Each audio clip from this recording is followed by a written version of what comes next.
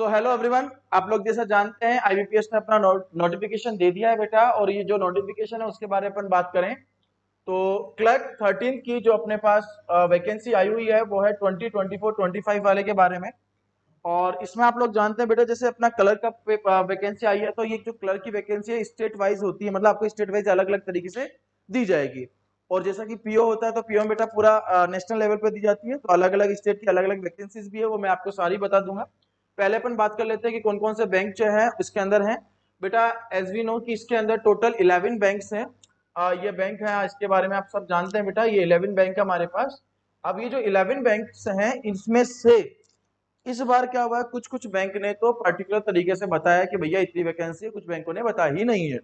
नहीं बताइए, कोई दिक्कत वाली बात नहीं, बाकी अपन आगे देखते हैं। देखिए, अब इसमें देखते हैं अपन सबसे पहले बेटा कि जो ऑनलाइन रजिस्ट्रेशन आपका प्रारंभ हो रहा है, स्टार्ट हो रहा है, वो कब से हो रहा है। तो 1/7/2023 से बेटा स्टार्ट हो रहा है, 21/7/2023 तक चलेगा, यानी कि 21 दिन का आपके पास समय मिल जाएगा, 1 जुलाई से 21 जुलाई तक का। और जिस समय ये रजिस्ट्रेशन होगा उसी समय आप एडिट भी कर सकते हैं। कहने का मतलब बेटा कि अगर एडिट और मॉडिफिकेशन का टाइम भी देखा जाए तो वही है जो भरने का टाइम है, अलग से कोई मॉडिफिकेशन का टाइम आपको नहीं दिया जाएगा।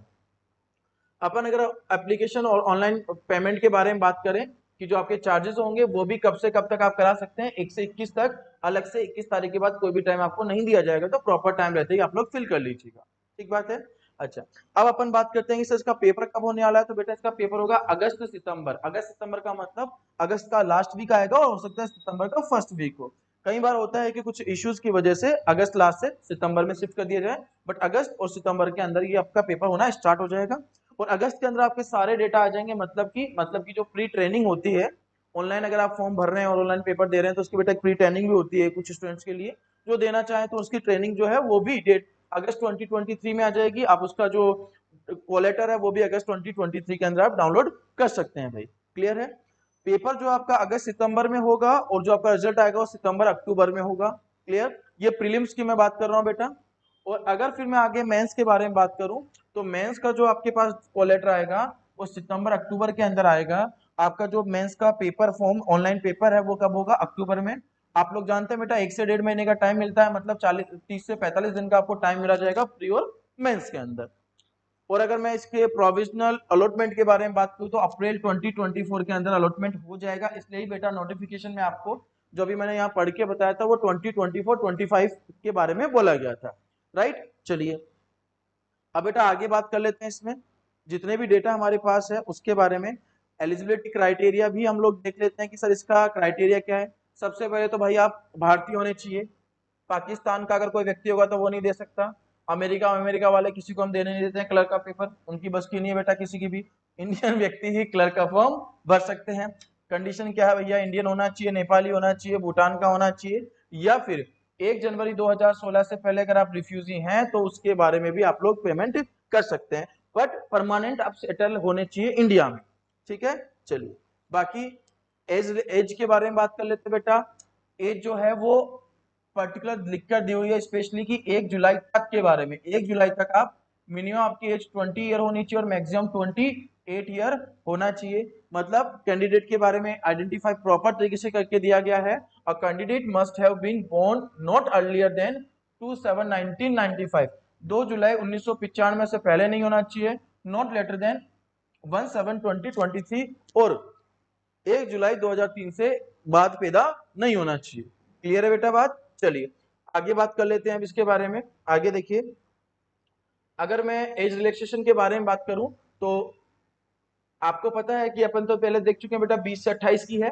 बट अगर आप शेड्यूल कास्ट या शेड्यूल ट्राइब के अंदर आते हैं, एससी और एसटी में आते हैं, तो बेटा 5 साल का आपको एज रिलैक्सेशन मिलेगा। अगर आप अदर बैकवर्ड क्लासेस में यानी नॉन क्रिमिलियर के अंदर आते हैं तो 3 ईयर का होगा। और अगर आप किसी बेंचमार्क डिसेबिलिटी के साथ हैं तो आपको बेटा 10 साल का रिलैक्सेशन दिया जाएगा।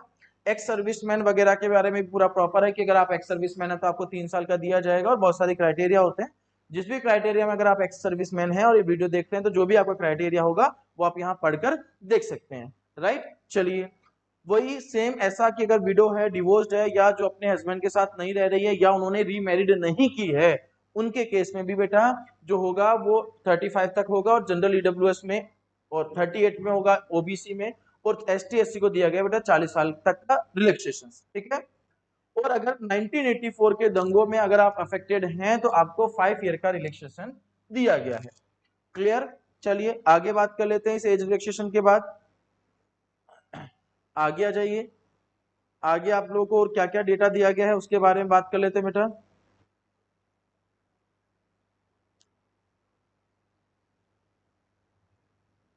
देखिए हम लोगों ने अभी तक क्या क्या पढ़ लिया है, क्या क्या इंफॉर्मेशन देख ली है बेटा। इसका हम इंट्रोडक्शन देख चुके हैं, ठीक है।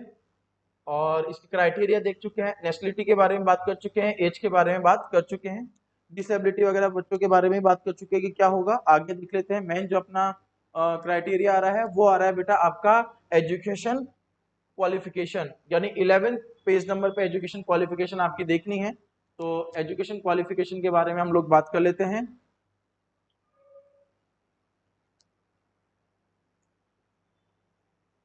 आ जाइए। तो बेटा ये आपका एजुकेशन क्वालिफिकेशन के बारे में आपको पूरी इंफॉर्मेशन यहाँ पर मिल जाएगी। अब देखिए एजुकेशन क्वालिफिकेशन के बारे में क्या कह रहा है। ये कह रहे हैं कि अगर आप, और ये पूरी एजुकेशन आपकी बेटा 21/7/2000 तक 2023 तक की कंप्लीट होनी चाहिए। क्लियर है। अब इसमें क्या क्या होगा उसके बारे में बेटा ये देखिए। Proper documentation of board from university have been declare the result before 21/7/2023 has to be submitted at the time of joining. उस ज्वाइनिंग के समय आपको सबमिट करना पड़ेगा, बट उसके अंदर आपकी जो क्वालिफिकेशन है वो इस क्राइटेरिया के अंदर अंदर कंप्लीट आनी चाहिए। क्लियर है बेटा। चलिए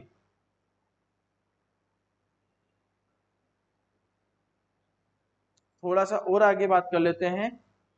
आप यहाँ फी के बारे में बात कर लेते हैं। जो फी है बेटा अपनी फी कितनी लगेगी, 175 लगेगी। किसकी, SC की, ST की। अगर आप PWBD में आते हैं या एक्स सर्विसमैन कैंडिडेट है तो 175 रुपीज लगेगी, प्लस इंक्लूडिंग GST होगा। और अगर आप अदर में आते हैं, इसका मतलब अगर आप जनरल OBC किस में भी आते हैं तो आपको बेटा 850 रुपये देने पड़ेंगे, आपको कोई फायदा नहीं होगा। आगे बात कर लेते हैं। अगर हम बेटा सब्जेक्ट के बारे में बात करें कि सर इसका जो एग्जामिनेशन प्रोसेस होगा वो क्या होगा, तो एग्जामिनेशन प्रोसेस में प्री का जो पेपर होगा बेटा उसके अंदर 3 लैंग्वेज सब्जेक्ट आपके पास आएगा, इंग्लिश आएगा, मैथ्स आएगा और रीजनिंग आएगी, ठीक है। टोटल आपके पास क्वेश्चंस होंगे बेटा 100 मार्क्स के ही क्वेश्चन होंगे और 1 घंटे का आपको समय मिला जाएगा। तीनों पार्ट को अलग अलग 3 पार्ट में डिस्ट्रीब्यूट किया गया है। हर पार्ट 20-20 मिनट का होगा, यानी तीनों पेपर 20-20 मिनट के बैक टू बैक होंगे। इसमें इंग्लिश जो है वो 30 क्वेश्चन आएंगे 30 मार्क्स के। मैथ्स और रीजनिंग में 35 क्वेश्चन आएंगे 35 मार्क्स के, यानी मैथ्स और रीजनिंग 70 नंबर की और इंग्लिश 30 नंबर की है। इस तरह से टोटल 100 क्वेश्चन होंगे 100 मार्क्स के। ये आपका प्री के बारे में बेटा बात की गई है। अगर हम प्री के बारे में बात करें उसके बाद फिर आते हैं बेटा हम मेंस के बारे में। तो मेंस के बारे में क्या, मेंस में क्या क्या है बेटा। मेंस में तीनों सब्जेक्ट तो होंगे ही होंगे आपके पास। कौन कौन सा, इंग्लिश होगा, रीजनिंग होगा और आपका क्वांट यानी कि मैथ्स होगा। बट एक जनरल यानी फाइनेंशियल अवेयरनेस के बारे में भी आपका एक पेपर होगा। और इनका जो मीडियम बेटा बाइलिंगुअल होगा, मतलब हिंदी इंग्लिश वगैरह में होगा। बट ये जो इंग्लिश है वो इंग्लिश में ही आएगी। हिंदी मीडियम वाला ये मत सोचिएगा कि जो इंग्लिश है वो बेटा हिंदी में आ जाएगी, ऐसा नहीं होने वाला, ठीक है। तो इंग्लिश इंग्लिश में ही करना पड़ेगा। नंबर ऑफ क्वेश्चंस की बात कर लेते हैं। बेटा आपके पास जो इंग्लिश है वो 50 नंबर की आएगी। पहले भी इंग्लिश कम नंबर की थी, अभी भी इंग्लिश कम नंबर की है। मैथ्स 50 नंबर की, रीजनिंग 50 नंबर की, इंग्लिश 40 नंबर की और जनरल अवेयरनेस आपका 50 नंबर का। क्लियर। इस तरह से आपके पास टोटल जो पार्ट होगा आपका। अच्छा एक चीज और बेटा इसके अंदर, reasoning ability and computer aptitude दोनों मिक्स हो जाएगा इसके अंदर।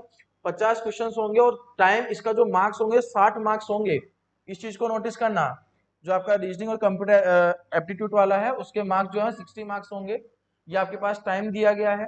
तो बेटा आपके पास टोटल 160 मिनट का समय होगा और 190 क्वेश्चन होंगे और मार्क्स कितने होंगे 200। 190 क्वेश्चन के 200 मार्क्स। सर 10 मार्क्स एक्स्ट्रा कहाँ, रीजनिंग और कंप्यूटर वाले सेक्शन में 10 मार्क्स एक्स्ट्रा होंगे। चलिए भाई आगे बात कर लेते बेटा। अब ये आपकी लिस्ट है बेटा जिसके अंदर आरका CRP क्लर्क 13th वाले के बारे में बात करें तो किस किस स्टेट से आप अप्लाइड कर सकते हैं। ये सारे स्टेट के नाम हैं, तो ये आप अपने स्टेट से, जिस भी स्टेट से हैं वो आप देख लीजिएगा। लगभग 36 जगह के नाम यहाँ पर दे दिए गए हैं बेटा। क्लियर। चलिए आगे और बात कर लेते हैं।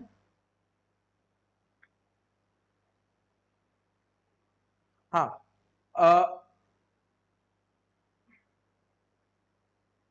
अब देखिए बेटा अपन कहां तक बात कर चुके हैं। अपन बात कर चुके हैं 14th नंबर की पॉइंट तक, ठीक है।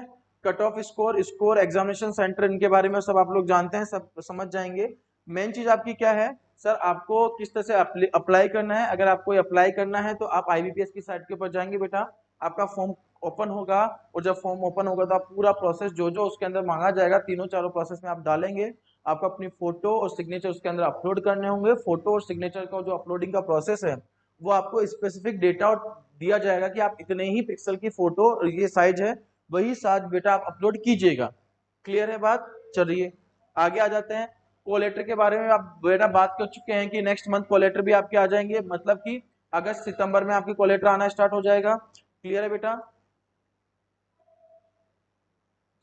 अब अपन वैकेंसी के बारे में बात कर लेते हैं। तो वैकेंसी के बारे में देखिए कि वैकेंसी आपके पास कितनी कितनी है।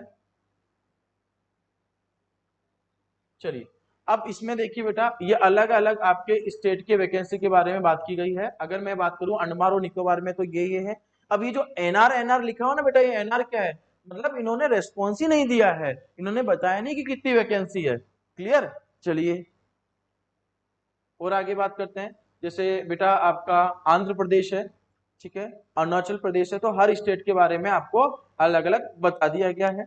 ये बिहार के बारे में है, चंडीगढ़, तो हर स्टेट के बारे में आपको बताया है। मैं एक बार थोड़ा सा देख लेता हूँ मध्य प्रदेश के बारे में, आप लोगों को बता देता हूँ कि मध्य प्रदेश में क्या आया है और किस किस तरह से कौन कौन से में कितने कितने आपके बेटा वैकेंसी निकली हुई है, किस किस बैंक के अंदर वैकेंसी निकली हुई है वो देखिए। हिमाचल प्रदेश, जम्मू कश्मीर, ये आ गया बेटा आपका झारखंड, कर्नाटका भी आ गया है, केरला भी आ गया है, और ये लद्दाख, चलो भैया लद्दाख निकल गया, खत्म करो। ये आ गया अपना मध्य प्रदेश। अब देखिए एमपी में टोटल वैकेंसीज किस तरह से दी हुई और क्या क्या बेटा इनका है, हर हर पेपर के बारे में भी आपको बोल दिया गया है। क्लियर है? चलिए तो अगर अपन बात करें कि टोटल वैकेंसी सर हमारे पास कितनी है, तो अभी देखिए बेटा वैकेंसीज के बारे में आपके पास हर बैंक की इंफॉर्मेशन दी हुई है, और हर बैंक के बारे में बोला गया कि उसमें SC, ST, OBC, EWS, general और टोटल कितनी है। अगर बेटा मैं एमपी में टोटल वैकेंसी के बारे में बात करता हूं, तो टोटल एमपी के अंदर जो वैकेंसीज हैं वो है बेटा 393। उसमें जनरल की वैकेंसी कितनी है 164। तो ये आपको एससी, एसटी, ओबीसी अलग अलग सारी वैकेंसी दी हुई है, इसको आप क्लियरली समझ सकते हैं, और आप देख सकते हैं कि हर स्टेट वाइज इसके अंदर वैकेंसी दी जाती है। क्लियर है बेटा? चलिए आई होप कि मैं आपको पूरी इंफॉर्मेशन दे चुका हूं। अगर आपको और भी कोई इंफॉर्मेशन चाहिए तो आप कमेंट बॉक्स में कमेंट कर दीजिएगा, बाकी सारी डिटेल आपको कमेंट बॉक्स में मैं आपको रिप्लाई करके दे दूंगा। ठीक है बच्चों, जय हिंद, जय भारत।